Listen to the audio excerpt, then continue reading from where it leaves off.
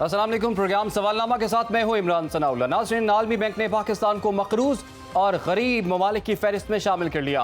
आलमी बैंक के हुकाम का कहना है कि पाकिस्तान के अरकान पार्लियामेंट, काबीना के अरकान, वज़राए ख़जाना, काबीना कमेटी और कायमा कमेटियों के मेंबरान टैक्स पॉलिसी को मुरतब करने में ज़बरदस्त असर रसूख इस्तेमाल करते हैं जो इस्लाहात को रोकता है।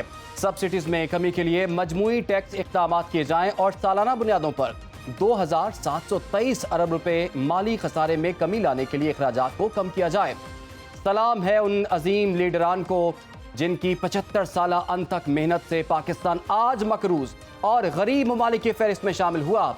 सलाम है उन सियासतदानों को जिन्होंने बुलंदोबांग दावे और वादे तो किए लेकिन मुल्क को मुआशी बहरानों से ना निकाल सके। सलाम है उन पॉलिसी साजों को जिन्होंने ऐसी पॉलिसियां मुरतब की कि जिसके तहत गरीब गरीब से गरीब तर और अमीर अमीर से अमीर तर होता गया। सलाम है उन हुक्मरानों को जिनके अदवार में ज़ख़ीरा अंदोज़ों की चांदी हो गई। दूसरी तरफ 16 माह वज़ीर आज़म के ओहदे पर बराजमान रहने वाले छोटे मियाँ साहब आज इंतखाबी मुहिम में मियाँ नवाज शरीफ के अदवार में होने वाले इक़दामात अवाम को याद करा रहे हैं। भाई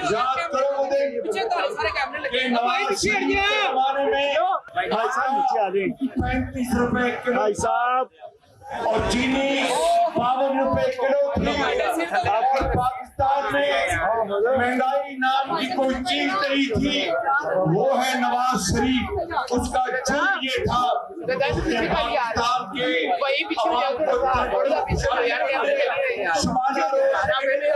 मैं आज आपको ये बताने आया हूँ कि नवाज शरीफ 21 इस महीने की 21 तारीख को अल्लाह ताला को मंजूर हुआ, वो वापस आपका बेटा वापस पाकिस्तान आ रहा है। जब इनसे पूछा जाता है कि छोटे मियाँ साहब आपने 16 माह में क्या किया तो कहते हैं 2013 से 2018 तक मियाँ नवाज शरीफ ने अंधेरे मिटाए। जब इनसे पूछा जाता है कि आपके 16 माह में पेट्रोल की कीमत क्या थी तो कहते हैं नवाज शरीफ के दौरे हुकूमत में पेट्रोल सस्ता था। जब इनसे पूछा जाता है कि क्या आप जानते हैं कि आपके दौरे हुकूमत में आटा, घी और चीनी की कीमतों में तारीखी इजाफा हुआ तो कहते हैं नवाज शरीफ के दौरे हुकूमत में इन्हीं अशिया की कीमतें कम थी। अफसोस के नून लीग रहनुमा और साबिक वज़ीर आज़म का 16 माह का दौरे हुकूमत ऐसा था कि उनकी अपनी जमात भी इसका बोझ उठाने को तैयार नहीं। ये वही PDM है जो इक़्तिदार में आने से काबिल ये दावा करती थी कि वो इक़्तिदार में आते ही ना सिर्फ महंगाई खत्म कर देंगे बल्कि 6 माह में मुल्क की मईशत को बेहतर करेंगे। और फिर आपको मौका मिला, 6 माह नहीं बल्कि पूरे 16 माह आवाम ने आपको मौका दिया, मगर आपने आवाम को खुशहाल करने के लिए कुछ भी नहीं किया, लेकिन आवाम को ख्वार करने के लिए बहुत कुछ किया। आप और आपके काबिल टीम ने 185 रुपए वाला डॉलर 287 रुपए का किया। आप और आपकी बेहतरीन मुआशी टीम ने 400 में मिलने वाला 10 किलो का आटे का थैला 1400 रुपए का किया।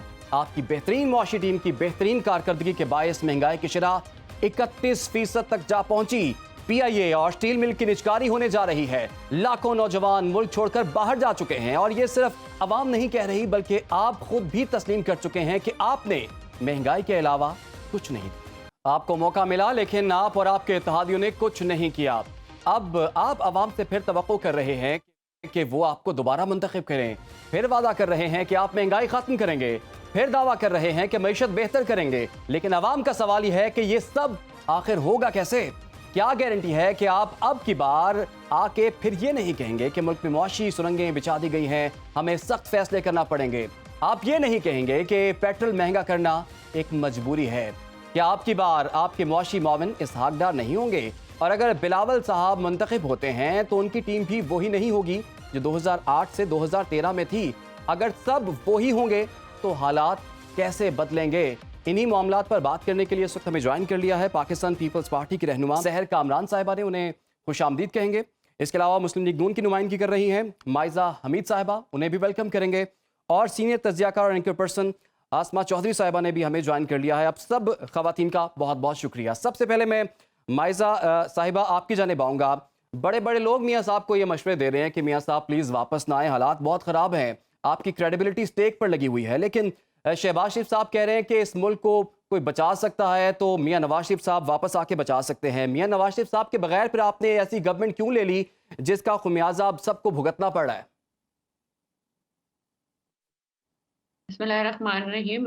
गालिबन आपने सारी इंट्रोडक्शन तो मेरा ख्याल है हमारे खिलाफ कर दी एक डॉक्यूमेंट्री के तौर पे, पर जो आपका सवाल है उसका जवाब देखें बड़ा सादा सा है। आपके खिलाफ नहीं जब किया, मियां में हकायक बात बस अवाम आपने के सामने वो रखे हैं। शायद अपने पैसे जी जी। वो शायद उसमें इमरान खान साहब के हकायक लाना भूल गए ना, जो उनकी 3 साढ़े 3 साल की हुकूमत थी, वो भी हकायक जरा आवाम के सामने रखने थे अपने प्रोग्राम के तवासुत से। देखिए बात ये है कि जो मैंने कहा कि मियां नवाज शरीफ साहब हमारा एक फैक्ट है, मियां नवाज शरीफ साहब अपने लिए नहीं आ रहे। मियां नवाज शरीफ साहब इस कौम के लिए आ रहे हैं, इस मुल्क की बेहतरी के लिए आ रहे हैं, क्योंकि मियां नवाज शरीफ साहब का ही ट्रैक रिकॉर्ड ऐसा है कि जब भी वो हुकूमत में आए हैं इकोनॉमी बेहतर हुई है, लोगों को रिलीफ मिला है ग्रास रूट लेवल पे, और जो बिजली गैस इस तरह की जो बुनियादी ज़रूरतें हैं वो भी कम हुई हैं। तो ये एक फैक्ट है कि लोगों को बहुत ज़्यादा रिलीफ मिला है। मियां साहब जो हैं वो पहले जो आए थे वो भी आए तो उनको अडयाला जेल भेज दिया गया उनकी बेटी के साथ। तो ये तो उनको पता ही था ना कि उनको अडयाला जेल में ही डालेंगे, तो फिर भी आए ना मुल्क के लिए। तो अगर ये कहना कि जी वो क्या मुल्क को ठीक कर सकेंगे, बात यह है कि हमने ट्रैक रिकॉर्ड लोगों का देखना है। मियां नवाज शरीफ का ट्रैक रिकॉर्ड है 2018 की हुकूमत में, ये फैक्ट है कि ये सारी चीजें बेहतर हुई थी। उसके बाद ये भी फैक्ट है कि इमरान खान साहब हुकूमत में आए, उन्होंने पिछला क्या उससे भी जो है सबसे बदतर किस्म का माशी टाइम देखा पाकिस्तान में। अब हमें हुकूमत से में बाहर बैठे हुए तो नहीं ख्वाब आ रहा था जब हम कह रहे थे कि हम लोग पूरी कोशिश करेंगे अवाम को रिलीफ देने की, कि इमरान खान साहब ने इतने हालात खराब कर दिए हैं। आधे से ज्यादा लीडरों को तो हमारे जेल में थे, उनको क्या लेकिन पता माइज़ा चलना था कि साहिबा, इकोनॉमी का ये हाल आपने है। चेयरमैन पीटीआई की हुकूमत की बात की, तहरीक इंसाफ की हुकूमत की बात की, ठीक है। आप लोग तो कहते हैं ना कि 3.5 साल उन्होंने बहुत गलत पॉलिसियां रखी, मुआशी तबाही हुई। अगर मुआशी तबाही हुई तभी तो आप लोग आए थे ना इस रियासत को बचाने के लिए, और दावे और वादे तो जी, आपने और ही किए थे बिल्कुल ना, रियासत वो को पूरे तो बचाया, आपने ही करने रियासत थे को ना, किसी और ने बचाया तो नहीं करने थे। डिफॉल्ट से। रियासत को बचाया डिफॉल्ट से, और रियासत को इस तरह बचाया कि हुकूमत जो है वो दिवालिया पे पहुंच ही गई थी, और इमरान खान साहब को कोई टाइम नहीं मिल रहा था अपनी हुकूमत करने का, अपनी गवर्नेंस करने का। उनका काम ही है कि वो सिर्फ ये इंतकामी सियासत में लगे हुए थे ताकि सारे उनके अपोनेंट्स जो है ना वो जेलों में हों, और वो जो हैं वो कहते हैं ना सूनिया हो गया गलियां मिर्जा राज इस तरह की बातें तो वो करना चाहते थे। तो अब मैं ये सिर्फ ये कहना चाहती हूँ कि अगर 16 महीने में कोई मुहिब्बे वतन, शहबाज शरीफ साहब का रिकॉर्ड आपके पास नहीं है? शहबाज शरीफ साहब ने पंजाब नहीं चलाया? क्या पंजाब ऐसा सूबा नहीं है जो सबसे आगे है ठीक। In terms of literacy, in terms of governance, in terms of everything else? तो ट्रैक रिकॉर्ड किसका खराब हुआ? इमरान खान साहब का, क्योंकि जब वो हुकूमत में आए तो उनको हमने देखना चाहा, ठीक है जी, एक्सपेरिमेंट जो इस मुल्क आपका से कराया पॉइंट आया, गया, मैं आगे बढ़ता हूँ। उसमें आपने देखा कि मुल्क कितने सालों पीछे ठीक है, चला गया। ठीक है, दोबारा आपकी जानिब आऊंगा। आसमा चौधरी साहिबा, आपने भी गुफ्तगू सुनी है। हमने तो जब से होश संभाला है तो कोई भी जिम्मेदारी लेने को तैयार ही नहीं है। कोई पिछली गवर्नमेंट में डाल देता है, कोई अगली गवर्नमेंट में डाल देता है। तो आप ये बताइए, तमाम तर सूरत हाल जो मुल्क इस दोराहे पर खड़ा हुआ है, इसका जिम्मेदार कौन है? या वाकई सियासतदान है या फिर अवाम ही जिम्मेदार है? देखिए, अवाम ही जिम्मेदार है कि उनको ऐसे हुक्मरान मिले, और ये अलमिया है पाकिस्तान की सियासत का। पिछले 75 साल से 77 साल से हम यही सुनते आए हैं कि पाकिस्तान एक नाजुक दौर से गुजर रहा है, तारीख के कठिन दौर पे खड़ा है। ये जुमले सुन सुन के तो शायद मेरे तो कान ही लगता है पक गए। और इसके बाद जब एक गवर्नमेंट जाती है, चाहे पीपल्स पार्टी की हो, नून लीग की हो या पीटीआई की हो, किसी की भी हुकूमत हो, मैं किसी एक पार्टी को यहाँ ब्लेम नहीं करूंगी, किसी की भी हुकूमत हो, तो वो पिछली हुकूमत पे मलबा जरूर गिराती है। जी, ये पिछली हुकूमत की कारकर्दगी थी, पाकिस्तान को कहाँ से कहाँ पहुंचा दिया, हम कशकोल तोड़ देंगे, हम मुल्क को पेरिस बना देंगे, यहाँ पे दूध और शहद की नहरें बहेंगी। और फिर होता अमलन हम देख लेते हैं 3 साल एक प्राइम मिनिस्टर रहता है, उसके बाद एक ऐसा स्पीड ब्रेकर आता है कि जिसके बाद वो प्राइम मिनिस्टर हमें जेल में दिखाई देता है। ये भी एक अलमिया है पाकिस्तान की सियासत का। प्राइम मिनिस्टर को यहाँ पे हथकड़ियां लगाई जाती हैं। ये भी एक अलमिया है पाकिस्तान की सियासत का। तो देखिए इतने अलमियों की अगर हम बात करते हैं तो ये हम देखते हैं कि हुकूमतों को अव्वल तो यहाँ चलने नहीं दिया जाता, जब वो चल निकलती हैं थोड़ी सी तो ऐसे ऐसे केसेस, ऐसी ऐसी चीज़ें सामने आ जाती है कि आपकी अकल दंग रह जाती है। उसके बाद रही तो आवाम, क्योंकि आवाम को तो सब भूल जाते हैं शायद इक़्तिदार में आके, आवाम की तो किसी को परवाह नहीं होती, सिर्फ अपने केसेस माफ़ कराए जाते हैं यहाँ पे। फिर उसके बाद एक दूसरे पे हर्जा सराई की जाती है, एक दूसरे पे ब्लेम गेम की जाती है, और रहती कसर आपकी ये जो नैब है वो निकाल देती है पॉलिटिकल इंजीनियरिंग के लिए, सियासी जमातों को इस्तेमाल करती है। तो पाकिस्तान के अवाम का शायद आज तक किसी ने कभी कुछ सोचा ही नहीं है। जो आपको देखें, दो वक्त की रोटी को लोग इस वक्त तरस गए हैं। आपको पता है आटा कितने रुपए किलो है, घी किस तरह किलो मिल रहा है, चीनी मार्केट से गायब हो गई है, महंगाई इस वक्त, इन्फ्लेशन पाकिस्तान की तारीख की बदतरीन सतह पर इन्फ्लेशन इस वक्त पहुंच चुकी है। इसका किसी को अंदाज़ा नहीं है। पेट्रोल की प्राइसेस अभी हम अगर बैरूनी दुनिया से मुकाबला करें तो हम तो एक्स्ट्रा पे करके वो दे रहे हैं। पेट्रोलियम लेवी किस तरह से पाकिस्तान के अवाम अदा कर रहे हैं, पीटीवी का हम टैक्स हम देते हैं, वहाँ पे जो कुछ नशर होता है वो तो शायद किसी को इससे कोई सरोकार नहीं होता। बिजली के बिलों पे 48% टैक्सेस मजीद लगाए गए और उसमें इजाफा किया गया। पॉलिटिकल पार्टीज के अदवार में ये सब कुछ हुआ, जितनी महंगाई का आपने जिक्र किया है, मुआशी बदहाली का जिक्र किया है, वही पार्टियां तो आगे इलेक्शंस के बाद हुकूमत में आएंगी, तो उनसे फिर क्या एक्सपेक्ट करें हम? और देखिए चॉइस नहीं है ना, लोगों के पास चॉइस नहीं है। फिर वही पार्टीज हैं, आपने चले हम देखते हैं 2018 का इलेक्शन हुआ तो एक पार्टी पे जमीन तंग कर दी गई, अब 2024 का इलेक्शन होना है तो एक और पार्टी पे जमीन तंग कर दी गई, और इसी तरह होता रहा। ये मैंने जैसे अलमिया गिनवाए ना पाकिस्तान की सियासत के, कि यहाँ पे कहते हैं ना लेवल प्लेइंग फील्ड दी जाए, तो हमेशा ये होता है कि इलेक्शन के आने से पहले ही एक मंजरनामा लिख दिया जाता है, बता दिया जाता है ये जमात इलेक्शन जीतेगी, और उसके लिए सारा लेवल प्लेइंग फील्ड सेट कर दिया जाता है, उनके केसेस माफ कर दिए जाते हैं, और जिस तरह से एक पार्टी को फिर जेल में डाल दिया जाता है। तो फेयर एंड फ्री इलेक्शन तो इस मुल्क में होता ही नहीं, ये तो आप जहन से निकाल दें। यहाँ हमेशा सिलेक्टेड गवर्नमेंट्स आती हैं, लोगों को सिलेक्ट करके लाया जाता है। आपने बड़ा अहम नुक्ता उठाया कि फ्री एंड फेयर इलेक्शंस तो आपके ख्याल में इस मुल्क में होता ही नहीं है, और जब जब इलेक्शंस हुए हैं ना हारने वाला तस्लीम करता है ना जीतने वाला तस्लीम करता है। सहर कामरान साहिबा, बताइए 2008 से 13 की गवर्नमेंट जो थी वो ज़्यादा बेहतर थी, या 2013 से 17 की थी, या पीडीएम के 16 माह? देखिए बाकी इमरान, मैं समझती हूँ कि पीपल्स पार्टी जो आवाम के पास जा रही है, हम जो इलेक्शन की डिमांड कर रहे हैं, पहली चीज़ तो हम ये समझते हैं कि पाकिस्तान को क्राइसिस से निकालने का वाहिद रास्ता फ्री एंड फेयर इलेक्शन है। और मैं समझती हूँ यही बात जो है वो आसमा ने भी की है कि एक दफ़ा फ्री एंड फेयर इलेक्शन हो, अवाम मुंतखब करे, अवाम को नुमाइंदे जवाबदेह हों, तो आप बेहतरी देखेंगे। ये जब हाइब्रिड रिजीम्स होती हैं, जब जो है वो डिक्टेट कराया जाता है, तो वहीं से खराबी पैदा होती है। पीपल्स पार्टी जाएगी, पूरे एतमाद से जाएगी, क्योंकि अगर मैं आपको याद कराऊं कि 2008 के अंदर जब पीपल्स पार्टी ने हुकूमत बनाई तो हर सड़क पे बम फटता था। 27 दिसंबर 2007 को पीपल्स पार्टी की कायद शहीद बेनजीर भुट्टो साहिबा की शहादत हुई।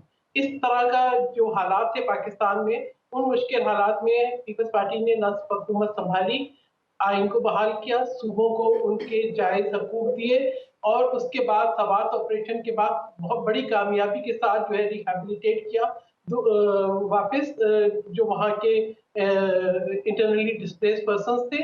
उसके बाद आप ये देखें 2010-2011 की बारिशों के अंदर न सिर्फ आवाम को रिलीफ दिया, एक कौमी यकजहती, पीपल्स पार्टी नेशनल यूनिटी, मुफाहमत और बर्दाश्त ये लेकर आई थी, जिसने पाकिस्तान को बिखरने नहीं दिया, पाकिस्तान को इकट्ठा किया। चाइना पाकिस्तान इकोनॉमिक कॉरिडोर, दोबारा पाकिस्तान को दोस्तों से रिकनेक्ट करना, ईरान पाकिस्तान गैस पाइपलाइन, वो आगे नहीं चला, मगर पीपल्स पार्टी की मैं समझती हूँ एक बड़ा अच्छा इनिशिएटिव था। इसी तरह से जीएसटी प्लस, पीपल्स पार्टी के पास जो है फिर बेनजीर इनकम सपोर्ट प्रोग्राम, जिसको इंटरनेशनली ग्लोबली रिकॉग्नाइज किया जाता है।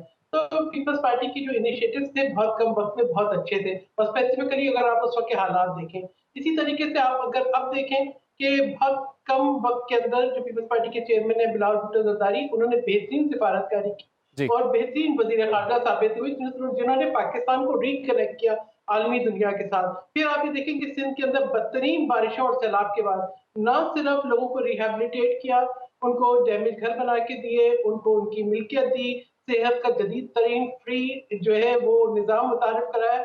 अभी जो है कल परसों में पहली जो है वो आप ये देखिए रोबोटिक सर्जरी भी हुई है। सहर कामरान साहिबा, अगर क्विकली आप मुझे बता सकें कि जैसे आप बता रही हैं 2008 से 13 तक तो आपने बहुत ज़्यादा काम गिनवा दिए, फिर 2013 में आपकी गवर्नमेंट क्यों नहीं बनी, 2018 में आप लोग आगे क्यों नहीं आए फिर?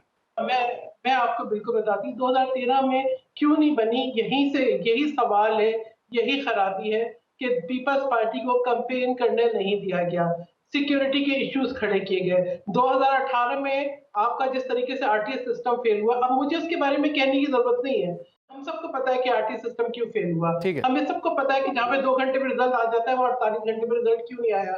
हम सबको पता है कि 2013 के अंदर पीपल्स पार्टी को पंजाब से कैसे बाहर निकाला गया। लेकिन आप ये देखें कि पीपल्स पार्टी ने तमाम हालात के बावजूद पार्लियामान को और जमहूरियत को तरजीह दी, अपने तहफ़्फ़ुज़ात को एक तरफ रख के हम पार्लियामेंट में बैठे और पार्लियामेंट्री पॉलिटिक्स की, क्योंकि हम समझते हैं पाकिस्तान की बका और पाकिस्तान की तरक्की पार्लियामानी निज़ाम में है, जमहूरियत में। आपके ख्याल में पाकिस्तान की बका और तरक्की पार्लिमानी निज़ाम में है, जमहूरियत में है? 2008 और 2013 का जो दौर था वो आपके ख्याल में बेहतरीन दौर था? 2013 से 17 और 18 तक का दौर जो था वो मुस्लिम लीग नून के ख्याल में बेहतरीन था? उसके बाद का दौर था पाकिस्तान तहरीक इंसाफ के ख्याल में वो बेहतरीन था, और 2022 से लेकर 23 तक जो दौर था वो कहा जा रहा है कि पीडीएम के ख्याल में बेहतरीन था, लेकिन अवाम के ख्याल में शायद ये तमाम अदवार जो हैं वो अवाम के लिए बेहतर नहीं थे। हमने कुछ मजीद भी बात करनी है, कुछ मजीद इश्यूज भी हैं हमारे पास। फिलहाल यहाँ पर एक छोटी सी ब्रेक लेंगे, आप हमारे साथ। Welcome back. और इसी माह साबिक वज़ीर-ए-आज़म नवाज शरीफ ने वतन वापस आने का फैसला किया है। 21 अक्टूबर को वतन वापस आ रहे हैं। तो माइजा अमीद साहिबा, क्या तैयारी है आपकी और क्या बयानियाँ लेकर आ रहे हैं? चलें, इमरान खान साहब की तरह यू टर्न तो नहीं ना लेते हर एक बात पे। बात यह है कि बयानिया जो है वो पहले भी एक ही था कि हमने मुल्क के लिए, मियां नवाज शरीफ साहब आ रहे हैं, मियां नवाज शरीफ साहब का यहाँ पे क्या इंटरेस्ट हो सकता है, आप मुझे बताएं। जब वो मियां साहब पहले, मैंने आपको कहा, आए तो उन्होंने अपनी बेटी का हाथ पकड़ा और वो अडयाला जेल में चले गए। इस दफा आ रहे हैं तो जो उनकी वाइफ है वो वहां पे ड्राइवन पे नहीं होंगी उनको वेलकम करने के लिए। इस दफा उनकी माँ जो है वफात पा गई, जो कैंसर से वफात पाई, और वो वहां पे जा नहीं सके और जेलों में उनको कॉल नहीं करने दी गई।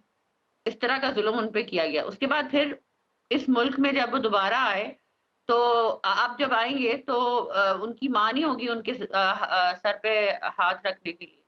तो उनका इंटरेस्ट सिर्फ यही है कि अवाम को वो वाली पॉलिसीज जो उन्होंने 2013 में, जब गैस नहीं थी, बिजली नहीं थी, मुल्क जो है वो बुनियादी ज़रूरतें उनकी जो है उनसे कासिर था, वो अवाम को कुछ भी नहीं मिल रहा था, बम धमाके हो रहे थे, लॉ एंड ऑर्डर सिचुएशन थी। उस वक्त मियां साहब ने आके हुकूमत संभाली और चैलेंजिंग एनवायरनमेंट में संभाली। तो उस वक्त उन्होंने लग ये रहा है पूरी कि तरह रिलीफ दिया। ठीक है, मैं दोबारा आपकी जानिब आऊंगा। आसमा चौधरी साहिबा, नहीं, एक मिनट सिर्फ जी मुझे क्विकली एक बात कंप्लीट कर जी लेते जी हैं। प्लीज। देखिए, अभी मैं ये कहना चाह रही हूँ कि मियां साहब की इसीलिए आ रहे हैं कि वो चाहते हैं कि इस कौम को, इस वतन को एक मुहिब्बे वतन वजीर आजम की तरह, एक मुहिब्बे वतन इंसान की तरह वो चाहते हैं कि इस मुल्क में जो है वो डिलीवर किया जाए और लोगों को रिलीफ दिया जाए, वो इसलिए आ रहे हैं। दूसरी बात यह है कि आसमा ने बड़ी इंपॉर्टेंट पॉइंट रेज किया कि वजीर जो आजम है कंसेक्यूटिव, उनको उनकी मुद्दत ही नहीं पूरी करने दी जाती, तो आप कैसे कह सकते हैं कि वो डिलीवर कर लें? 5 साल का अर्सा ही नहीं दिया जाता। तो मेरी एक और इल्तिजा है कि देखें, बाकी लोगों को तो ठीक, कोर्ट्स के थ्रू, गलत केसेस के थ्रू, जो बाद में कहा जाता है कि ये गलत केसेस थे, ये इस वजीर आजम को निकालने के लिए, जेल में डालने के लिए किए गए थे, और वीडियो रिकॉर्डिंग्स भी आती हैं और जो है वो सारा डेटा भी आते हैं। तो मैं ये कहना चाहती हूँ कि देखें, आप एक तो 5 साल लोगों को कंप्लीट करने दें, आपके ख्याल में 5 साल कंप्लीट हो तो फिर उसकी परफॉर्मेंस के हवाले से पूछा जा सकता है। आसमा चौधरी साहिबा, दूसरा मैं मैं दोबारा ये कहना आपकी जानिब चाहती हूँ आऊं। कि अगर पीएमएलएन की हुकूमत थी तो उस वक्त जो है, चले हमारे वजीर आजम को निकाला गया था तो दूसरे भी हमारी पार्टी के थे, लेकिन आप देखें ना, ये पहली दफा हिस्ट्री में हुआ है कि मुल्क डिफॉल्ट पे था, श्रीलंका बनने वाला था, और पहली दफा पार्लियामेंट में नो कॉन्फिडेंस लेके एक वजीर आजम को निकाला गया। ठीक है जी, बिल्कुल ठीक हो गया, पॉइंट आपका आ गया। सिलेक्टेड था, एक उस मुल्क के साथ एक्सपेरिमेंट ठीक है जी, किया आपका गया, पॉइंट तो आ गया। सारे मुल्क को भुगतना पड़ा। आसमा साहिबा, कुछ लोग ये बात कर रहे हैं, आप जरा कंफर्म कीजिएगा, आपके पास अंदर की क्या खबर है। वो ये कह रहे हैं कि नवाज शरीफ साहब इस दफा जेल जाने नहीं आ रहे, वो प्राइम मिनिस्टर बनने के लिए आ रहे हैं। क्या ये बात दुरुस्त है? देख खबरें तो ऐसी ही हैं, देखिए गर्दिश करिए, बाकी गैब का इल्म तो अल्लाह को बेहतर पता है कि क्या होने जा रहा है। लेकिन बहरहाल कुछ ऐसी जमानतें दी गई हैं, ऐसी गारंटीज दी गई हैं कि वो चौथी बार प्राइम मिनिस्टर उनको बनाया जाएगा। लेकिन देखिए पाकिस्तान में कुछ भी हो सकता है। जैसे मैंने पहले भी कहा कि यहाँ इलेक्शन, अगर आज फेयर एंड फ्री इलेक्शन हो जाए तो आपको पता चल जाएगा मकबूलियत किस जमात की और मकबूलियत किस लीडर की है। यहाँ जो कबूलियत और मकबूलियत का जो चक्कर है ना, इससे हमें बाय निकलना होगा और लोगों को डिसाइड करने देना होगा। मियां नवाज शरीफ आना चाहते हैं, बहरहाल जरूर आए, पाकिस्तान उनका मुल्क है और उनको आना चाहिए। देखिए ऐसा नहीं लेबल लगना चाहिए नून लीग पे कि नवाज शरीफ साहब सिर्फ इलेक्शन से पहले ही पाकिस्तान आते हैं और उसके बाद वो जेल चले गए और उसके बाद वहां से वो 4 साल मुल्क से बाहर रहे और अभी फिर वो इलेक्शन के दौरान ही पाकिस्तान आ रहे हैं। नून लीग बड़ी कॉन्फिडेंट है कि जी वो पाकिस्तान आएंगे, हिफाजती जमानत ले ली जाएगी, फिर उसके बाद वो जलसा करेंगे और फिर शायद वो सरेंडर कर दें और उसके बाद जो केसेस हैं उनको माफ़ी भी मिल सकती है, उनकी जमानतें भी हो सकती हैं। क्योंकि कानून आइन तो आपको पता है किस तरह से यहाँ हमारे यहाँ इस्तेमाल किया जाता है, आइन का भी और कानून का भी। किस तरह से लोगों को जेलों में भी डाला जाता है, ज़बरदस्ती बयानात भी उनसे दिलवाए जाते हैं उनकी मर्जी और उनकी मंशा के खिलाफ, और जब वो जेल से बाहर आते हैं तो वादा माफ गवाह भी बन जाते हैं। ये पाकिस्तान की तारीख है और अभी तक ऐसा ही होता आ रहा है और अभी आज की तारीख में, आज के दौर में भी हम ऐसा ही देख रहे हैं। नवाज शरीफ साहब अगर वापस आते हैं तो अपने उस मकबूल बयानिए पे ज़रूर, मुझे तो लगता है वो डटे रहेंगे, जिसमें उन्होंने पहले दिन कहा, अभी लंदन से रिसेंटली पिछले वीक की बात है, जिसमें उनका ये कहना था कि जनरल बाजवा और जनरल फैज़ का एहतसाब होना चाहिए। कुछ जजेस का भी उन्होंने नाम लिया और उसके बाद छोटे मियाँ साहब भागे भागे लंदन गए और उनको कुछ मनाने की कोशिशें की गई। और आज ही शहबाज शरीफ साहब अपने एक जलसे में कह रहे थे कि वो वापस आ रहे हैं इंतकाम लेने नहीं, पाकिस्तान के लोगों को एक बेहतर मईशत देने और बेहतरी की तरफ ले जाने आ रहे हैं। तो यू टर्न तो हमें यहाँ से साफ नजर आ गया। लेकिन बहरहाल मियां नवाज शरीफ साहब उनके बड़े भाई हैं और वो अगर अपने किसी बयानिए पे खड़े हैं तो वो जब आते हैं और वो अपनी तकरीर में या अपनी किसी प्रेस कॉन्फ्रेंस में वो इस चीज का इजहार करते हैं तो फिर पता चलेगा कि वो अपने बयानिए के साथ किस हद तक खड़े हैं और जिनके खिलाफ ये बयानियां बना रहे हैं। फिर देखते हैं कि वो क्या सोच रहे हैं, उसके बाद जब वो सोचेंगे तो फिर कुछ और ही डिसीजन सामने ठीक हो गया। सहर कामरान साहिबा, खुर्शीद शाह साहब ने कहा है कि नून लीग और मौलाना साहब जो कर रहे हैं ना, तो आगे अंधेरा है, तो वो किस जगह रेफर कर रहे हैं बात, और इस बात का मकसद क्या है और आपका इनसे झगड़ा क्या है फिर इन दोनों जमातों से? हमारा कोई झगड़ा नहीं। पीपल्स पार्टी ये समझती है कि शफाफ इलेक्शंस हो। पीपल्स पार्टी अपने वोटर्स पे काउंट करती है। वो पीपल्स पार्टी का वोटर आज मुतहर्रिक है और उम्मीद है, और हम यही चाहते हैं कि इलेक्शन बर वक्त हो। बल्कि मियाँ साहब आए, जल्दी तशरीफ लेकर आए, ताकि जो PMLN इलेक्शन के अंदर दाखिल चाहती है वो ना हो, बर वक्त इलेक्शन हो। क्योंकि पीपल्स पार्टी तो ये चाहती है कि बर वक्त इलेक्शन हो, और क्योंकि पाकिस्तान को मसाइल से निकालने का वाहिद हल यही है कि इंतखाबात हो और ये हक अवाम को दे दें। ये जो है ऐसा तासुर देना कि किसी को डील के तहत इक़्तिदार मिल रहा है या कोई जो है किसी प्लानिंग के तहत वापस आ रहा है, ये गलत है। ये मैं समझती हूँ कि जो है अवाम के वोट्स की तौहीन है, ऐसा तासुर नहीं मिलना चाहिए। और हमें बहुत पुरएतमाद होके अपनी कारकर्दगी की बुनियाद के ऊपर, अपनी जो हमारी अवाम के साथ कमिटमेंट्स हैं, जो हमारा मंशूर है, उसकी बुनियाद के ऊपर, अपनी आइडियोलॉजी की बुनियाद के ऊपर अवाम के पास जाना चाहिए और फैसला अवाम पे छोड़ें। सहर साहिबा, अब मियाँ साहब भी आ रहे हैं, मियाँ साहब भी वापस आ रहे हैं, आपको क्या लगता है कैसा इस्तकबाल होगा उनका? और आपके साथ भी तो PDM की हुकूमत में इत्तेहादी जमात थी, तो क्या आप लोग भी इस्तकबाल करेंगे उनका? देखिए, पीपल्स पार्टी एक अलग जमात है। अगर आप ये देखें कि कोलिशंस बनते हैं और वो कुछ नुकात ऐसी होती हैं जिन पे आप मुत्तफिक होते हैं, इसका ये मतलब नहीं है। हमारी एक डिफरेंट पार्टी है, डिफरेंट मैनिफेस्टो है, डिफरेंट आइडियोलॉजी है। तो मेरे ख्याल में PMLN जो है वो काफी जो है मुतहर्रिक है अपने लीडर का इस्तकबाल करने के लिए। मैं तो कहूँगी कि जरा जल्दी बुलाएं, बजाय कि अभी 21 अक्टूबर उनको आना चाहिए। उनको तो पहले भी आना चाहिए था, जब PDM की हुकूमत थी, उनके भाई वजीर आजम थे, उनको तब भी आना चाहिए था। अब भी वो आए, ताकि मैं तो ये कहती हूँ कि जितना जल्द वो आएंगे, शायद उतनी जल्दी जो है वो PMLN इलेक्शन मोड में जाएगी, इलेक्शन की को एक्सेप्ट करेगी कि जो है हमारी आवाज मिलाएगी कि बर वक्त इलेक्शन होने चाहिए। इलेक्शन में जो ताखीर की बातें हो रही हैं, ये नुकसानदेह है पाकिस्तान के लिए। जितनी बेयकीनी बढ़ती जा रही है, ना कोई फॉरेन इन्वेस्टमेंट आने वाली है जब तक कि मुंतखब हुकूमत ना हो, ना ही मुल्क के अंदर स्टेबिलिटी आने वाली है।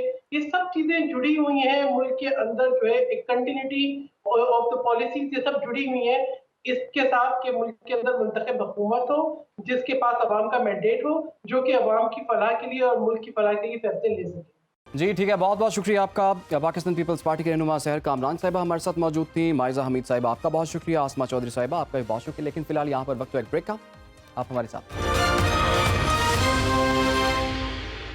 Welcome back. गुफ्तगू के सिलसिले को आगे बढ़ाएंगे। इस वक्त हमें ज्वाइन कर लिया है साबिक चेयरमैन FBR शब्बर जैदी साहब ने। शब्बर साहब आपके वक्त का बहुत शुक्रिया। शब्बर साहब, मुल्क को मकरूज और गरीब ममालिक की फहरिस्त में अब शामिल कर लिया गया है। इस तमाम तर सूरत हाल का जिम्मेदार कौन है और मुल्क के आने वाले दिनों में आप क्या देख रहे हैं? मुआशी हालात क्या होने जा रहे हैं? देखिए, बिस्मिल्लाहिर्रहमानिर्रहीम, अगर आप मुझे फॉलो करते रहे हैं तो जो आज जो पोजीशन सामने आई है, ये तो वो चीज़ है जो मैं बहुत अरसे से कहता रहा और पाकिस्तान के लोग नहीं मानते थे। अब सब जो दुनिया कह रही है और पाकिस्तानियों को ये रियलाइज़ हो गया कि वो एक एक मुनाफ़क़त की ज़िंदगी गुज़ार रहे थे और वो एक उनके अंदर एक इल्यूज़न था या परसेप्शन था कि वो बहुत कोई मज़बूत माशी मुल्क हैं। तो ये मैं इसलिए इस सिलसिले में मुझे कोई इसमें कोई इतनी परेशानी नहीं है, क्योंकि ये हकीकत है और पाकिस्तान की जो माशी हालात है वो पिछले 20 साल से तकरीबन ऐसी ही है।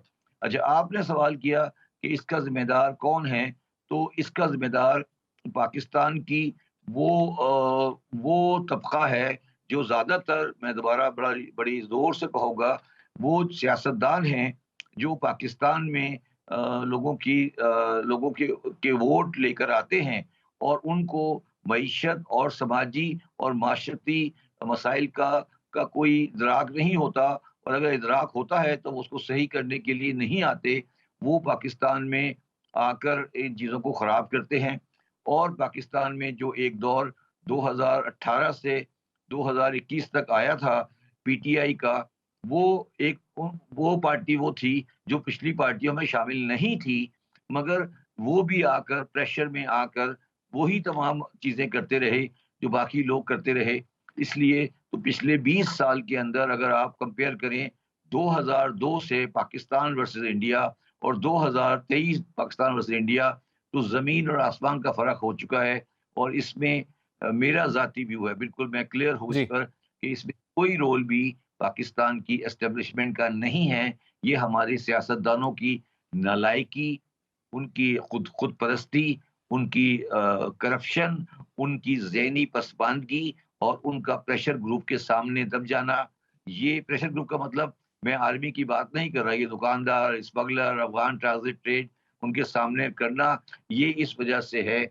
और इसी वजह से मैं बिल्कुल क्लियर हूँ कि मैं 2023 के इलेक्शन में या 24 के इलेक्शन में, सॉरी 2024 के इलेक्शन में कोई पाकिस्तान में तब्दीली नहीं देख रहा। और मैं इसलिए, मेरी ज़ाती ख्वाहिश है, इसका कोई ताल्लुक किसी सियासी मकसद से नहीं है, कि इलेक्शन से पहले कुछ पाकिस्तान में बुनियादी तब्दीलियां लाई जाएं। अच्छा शब्बर साहब, आप भी चेयरमैन FBR भी रहे हैं, तो आपने, हमें याद है कि आपने बड़ी इस्लाहात लाने की कोशिश की, खासतौर पर टैक्स नेट को बढ़ाने के लिए आपने बड़ी एफर्ट की। तो आपको क्या लगता है कि क्या रुकावटें आपके सामने आई, और वो इस्लाहात भी काइंडली आप बता दें कि अगर वो इस्लाहात कर ली जाएं तो मुल्क कम अज़ कम उस मुआशी ट्रैक पर आ सकता है जिसका जिक्र आप कर रहे हैं? देखिए, मैंने पहले भी कहा ना कि मेरा जो उस वक्त भी मसला था और आज भी मसला है, वो ये है कि पाकिस्तान में जो जो लोग पाकिस्तान को चला रहे हैं, और जो पाकिस्तान के MNAs MPs होते हैं, जो पाकिस्तान की असेंबलियों में आते हैं, वो वेस्टेड इंटरेस्ट के साथ काम करते हैं। चाहे वो किसी पार्टी में भी आएँ, तो वो इस्लाहात को नहीं करने देते और वो डम्बलिंग ब्लॉक बन जाते हैं। और कोई भी सियासी पार्टी इतनी सख्त नहीं रखती कि वो उनके साथ डील कर सके। तो इस वजह से ये प्रॉब्लम आती है। और मैंने कहा आपको जिस तरह कि इस वक्त जो पाकिस्तान की माशी तबाही का हाल है, वो अगर आपने दोबारा इन्हीं लोगों को देखें, आपने जो गवर्नमेंट PDM की लेकर आए थे 14-15 महीने, उन्होंने मईशत को और पाकिस्तानी अवाम को कुछ नहीं दिया और तबाही के अलावा। तो वो और तबाही मजीद मल्टीप्लाई हो गई और वो आपस में एक दूसरे के खिलाफ, अगर आप देखें पाकिस्तान की पूरी जो सियासत चल रही है, वो क्या चल रही है कि ये इन्होंने अच्छा किया और उन्होंने बुरा किया, इन्होंने अच्छा किया और उन्होंने बुरा किया। तो भाई ये तो देखो कि आप सबने मिलके क्या किया। हम ये नहीं देख रहे कि इमरान खान ने अच्छा किया या नवाज शरीफ ने बुरा किया, नवाज शरीफ ने बुरा किया या इमरान खान ने अच्छा किया। ये तो देखो कि इंडिया ने 7.8% की ग्रोथ की है और हमारी ग्रोथ 0.7% है, ये हम नहीं देख रहे, ये हमारी नालायकी है। आपने कभी किसी सियासतदान से ये सुना है कि वो ये कहे कि इंडिया की ग्रोथ 7.8% क्यों है? ये मुसीबत है ना यार। बात ये नहीं है, बात ये कि ये पागल के बच्चे एक दूसरे के खिलाफ लगे होते हैं ना। इनको अकल नहीं है इस बात की कि ये बताएं कि भाई ये कोई आप बताएं ना, पूरी आप लोग इतनी लंबी लंबी टीवी पे प्रोग्राम कर रहे हैं, आप में से किसी ने बताया कि इंडिया की ग्रोथ क्या है इस वक्त? इस बीमारी में आप लोग भी शामिल हो। आप ये नहीं कहेंगे इमरान खान अच्छा था या नवाज शरीफ अच्छा था, आप ये दिखाएं कि इंडिया की 20 साल की ग्रोथ क्या है, आपकी ग्रोथ क्या है, किस सेक्टर में उन्होंने तरक्की की, आपने तरक्की क्यों नहीं की, हम कहाँ फेल हुए, हम क्यों नहीं टैक्स नेट बढ़ा सके, उन्होंने 5 करोड़ कैसे ऐड कर दिए। ये बिला वजह की बातें कि आपने क्या किया, मैंने क्या किया, कौन सा बंदा सही कर रहा था। भाई पहले कंपैरेटिव तो सही करो अपना, शबर बुनियादी साहब, मसला ये है। ये आपने बात बिल्कुल ठीक की है। जिम्मेदारी तो सबकी है और हम अपनी जिम्मेदारी अपने ताई अदा करते रहे हैं। हम तमाम लोगों से बात करते रहे हैं। आप जैसे जो जबरदस्त लोग हैं इनको प्रोग्रामों में दावत दे के इस्लाहात के हवाले से बात करते रहे हैं। अब आपने जो बताया कि आपके ख्याल में, जी जी यार मेरी बात सुनो, ये लफ्ज इस्लाहात सुन के मैं तंग आ गया हूँ। आप सिर्फ ये करो कि आप चैनल पे कोई प्रोग्राम नहीं करो एक घंटे तक, सिर्फ ये बताओ कि इंडिया का इस फील्ड में ये ग्रोथ है, आपकी ये ग्रोथ है, इंडिया की इस फील्ड में ये ग्रोथ है, इस फील्ड में आपकी ये ग्रोथ है, पाकिस्तान खुद ब खुद ठीक हो जाएगा। ये जो आप बिला वजह की पाकिस्तान के मुख्तलिफ लोगों को मुझे बुला लिया, आपने कहा रिफॉर्म क्या किए, क्यों नहीं हुए, किस लिए हुए, ये बात मैं 500 मरतबा कर चुका हूँ। इसका कोई फायदा नहीं है, इसका कोई फायदा नहीं है इस गुफ्तगू का। आप तो ये बताएं कि जब शबर साहब, बात आपकी ठीक है, आप तो सिस्टम में रह गए हैं, आपने तो करीब से ही चीजें देखी हैं। अगर आप ये चीजें ठीक नहीं कर सके तो कोई कैसे ठीक करेगा फिर से? नहीं, ये बात नहीं, इसका मतलब है ये तो मतलब नहीं है ना, मतलब ये तो नहीं है ना कि अगर मैं सही नहीं कर सका तो या मेरे ऊपर प्रेशर नहीं शबर साहब, आग नहीं लगानी, इसको तो ठीक करना है और हम सब लोग यही चाहते हैं कि इसको ठीक किया जाए। अब कुछ ऐसे सियासतदान है, शबर साहब सवाल सुनिएगा, अब कुछ ऐसे सियासतदान हैं वो ये कह रहे हैं कि अगर हम वापस आ जाएं तो इस मुल्क में खुशहाली आ जाएगी। तो आप ये मुझे बताएं कि ऐसा क्या फार्मूला है कि मुल्क में खुशहाली आ सकती है आज के दौर में? मेरी बात सुनो ना, तो भाई उन सियासतदानों की बात को आप सीरियस ले रहे हो ना, मैं तो सीरियस नहीं ले रहा ना। और उनकी पॉपुलैरिटी का आपको अंदाजा हो रहा है कि वो कितने पॉपुलर हैं, उनकी पॉपुलैरिटी का अंदाजा है ना आपको। वो जो कह रहे हैं उनका पता है ना कितने उनके जलसे में गली में जलसा करे कितने लोग आ रहे हैं। वो कहते उन्हें कहने दो, हमें क्या तकलीफ है। एक आदमी कह रहा है गली में खड़े होकर, तो कहने दो उसको, हमें क्या तकलीफ है। हम क्यों उसको सीरियस ले रहे हैं। हम उसे ये कहें तो बेवकूफ आदमी हो, टाइम जाया नहीं करो हमारा। तो शबर साहब, आपने अपने एक इंटरव्यू में कहा था कि आपको काम नहीं करने दिया जा रहा और आपने सिस्टम छोड़ दिया। अगर आप जैसे मजबूत बंदे ने भी सिस्टम छोड़ दिया है तो इन लोगों के आगे फिर कौन खड़ा होगा? नहीं देखिए, मैंने कहा ना, सिस्टम छोड़ नहीं दिया। मैंने सिस्टम छोड़ने के बाद भी ये बताया कि मेरा आपसे मैं दोबारा सवाल है, मैं सवाल का जवाब दे दूंगा, मगर मेरी जात के आसपास तो पाकिस्तान नहीं घूम रहा ना जी। मेरा कहने का मकसद ये है कि पाकिस्तान एक रियासत है। आपने अभी देखा कि रियासत ने जब थोड़ा अपना खत्म, हम मेरे साथ प्रॉब्लम क्या आया, रियासत ने अपनी ताकत नहीं दिखाई ना। जब मेरे साथ ट्रेडर ने हड़ताल की, प्रॉब्लम ये है ना कि हमारे जो सिविल एडमिनिस्ट्रेशन है उसके अंदर तो पावर ही नहीं है। ठीक है शबर जदी साहब, फिलहाल आपके वक्त का बहुत शुक्रिया। और आप यही कह रहे हैं कि सिविल एडमिनिस्ट्रेशन जो है वो नाकाम हुई, सियासतदानों के बड़े इन्फ्लुएंसेस थे और आपने भी बड़ी इस्लाहात लाने की कोशिश की, खासतौर पर टैक्स नेट बढ़ाने की बड़ी कोशिश की, तनख्वाहदार तबके को टैक्स नेट में लाने की कोशिश की, ताजिर रहनुमाओं को, दुकानदारों को टैक्स नेट में लाने की कोशिश की, लेकिन आपको खातिर खा कामयाबी नहीं मिली और हम देख रहे हैं कि अभी तक मुल्क जो है वो स्टेबल नहीं हो पा रहा। प्रोग्राम का वक्त खत्म हो जाता है, इजाज़त दीजिए, अल्लाह।